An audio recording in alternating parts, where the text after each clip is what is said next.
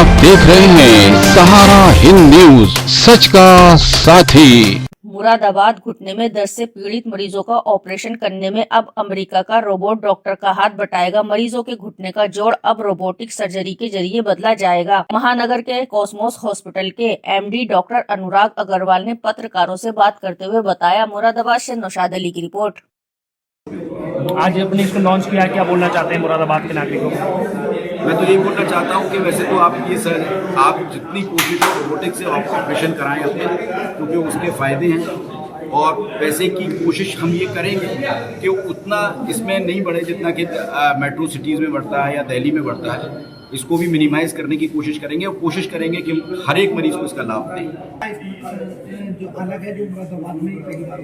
देखिए, मुरादाबाद में नहीं है, पूरे उत्तर प्रदेश और उत्तरांचल में नहीं है, अगर हम एनसीआर को छोड़ दें तो। और जैसे मैंने आपको अभी थोड़ी देर पहले ब्रीफ किया था कि रोबोट जो है एक ऐसे इक्विपमेंट है कि लोग अक्सर ये पूछते हैं कि डॉक्टर साहब आप ऑपरेशन करेंगे कि नहीं करेंगे। ऐसा नहीं होता इसमें, ऑपरेशन डॉक्टर ही करते हैं, रोबोट उनकी मदद करता है, असिस्ट करता है उनको और बेटर एंगल्स और बेटर क्वालिटी देता है सर्जरी की, जिसकी वजह से हमारा रिहेबिलिटेशन यानी जो फिजियोथेरेपी का पीरियड है वो कम हो जाता है, पेशेंट को दर्द कम होता है और जो इसमें इम्प्लांट है उसकी लॉन्जेविटी बढ़ जाती है, यानी कि वो ज़्यादा समय तक शरीर में अच्छी तरह से काम कर सकता है। क्योंकि इसकी वजह से जो एंगल्स क्रिएट होते हैं, इसकी वजह से जो भी जिन लेवल पे हम काटते हैं बोन को और जिस एंगल्स पे काटते हैं उसमें प्रेशर बिल्कुल उतना ही आता है जितना कि नेचुरल बॉडी में आपके प्रेशर रहता है।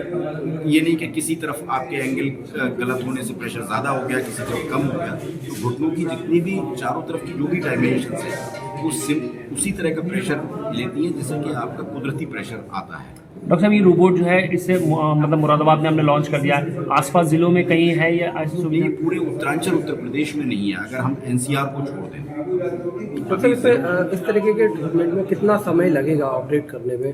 ऑपरेट करने में कोई 10 मिनट का एक्स्ट्रा टाइम लगता है नॉर्मल के मुकाबले। सर, कॉस्टिंग क्या रहेगी इसकी? आम आदमी की पकड़ में है ये?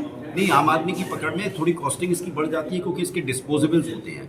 जैसे कि हम लोग गाउन पहनते हैं, डॉक्टर्स सर्जन्स तब ऑपरेशन करते हैं, इस तरह के गाउन और कपड़े जो रोबोट को भी पहनाए जाते हैं। एक तरीके से मोटी भाषा में आप ये समझ लीजिए, क्योंकि वरना वो स्टेरॉइड फील्ड में घुस नहीं सकता, वहाँ पे इन्फेक्शन हो जाएगा। ऐसी थोड़ी आप किसी चीज़ को लगा देंगे तो उस डिस्पोजेबल की कॉस्ट ऐड हो जाती है, इसलिए ये थोड़ा महंगा हो जाता है।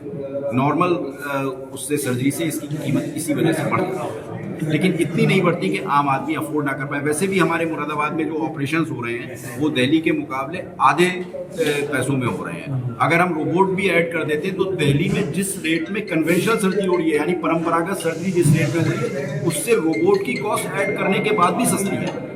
और ये तो एक बहुत बड़ी चीज़ है कि ये चीज़ आपको यहाँ पे मिल रही है जो कि आप दिल्ली जाते हैं और इससे दुगने पैसे खर्च करते हैं। मतलब जो पारंपरिक ढंग से जितना पैसा खर्च होता है कन्वेंशन में, उसकी भी कम में रोबोट के साथ हमारे यहाँ खर्च होगा पैसा। अमेरिका में और विदेशों में बहुत हो रहा है और अभी इंडिया में ये मेरा जो 25th इंस्टॉलेशन है, यानी 25-24 रोबोट और हैं इंडिया में इस तरह के। इस रोबोट को चलाने के लिए कोई ट्रेनिंग भी आपने की है? इस रोबोट को चलाने के लिए 2-3 बार ट्रेनिंग ली गई है और जब ट्रेनिंग का पार्ट खत्म होता है तभी ये रोबोट कंपनी जो है आपको देती है। उससे पहले आप रोबोट नहीं चला सकते, आपका सर्टिफिकेशन होता है ट्रेनिंग का, उसके बाद ही आप रोबोट यूज़ कर सकते हैं।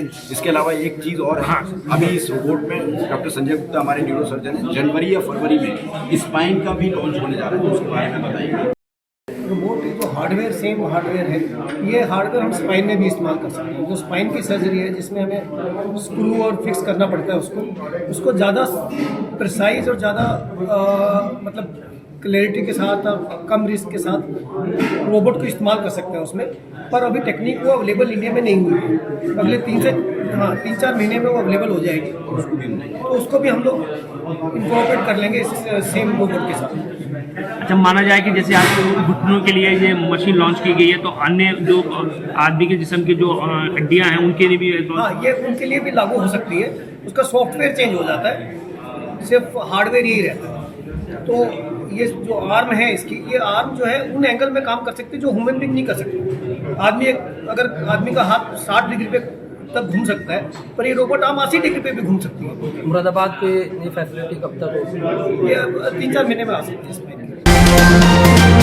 आप देख रहे हैं सहारा हिंद न्यूज, सच का साथी।